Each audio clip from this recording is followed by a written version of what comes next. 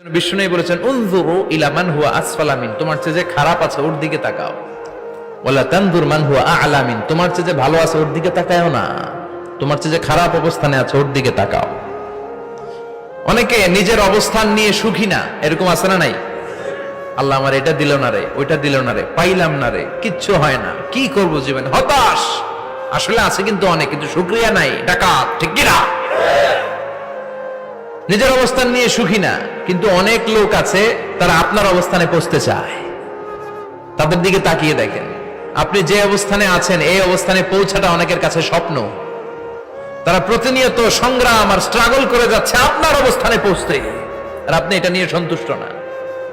শেখ সাদির নাম শুনেছেন? বালাগাল উলা কাশাফাত দুজা, এই কবিতাটার রচয়িতা ইরানের বিখ্যাত এক কবি। উনি একবার আর্থিক সমস্যার মধ্যে দিয়ে সময় কাটাচ্ছেন, টাকা নাই, পয়সা নাই, পায়ে দেওয়ার মতো জুতা নাই। উনি খুব দুঃখ পেলেন, হায় রে, আমি ইরানের এত বড় কবি, আমার পায়ে দেওয়ার মতো জুতা নাই।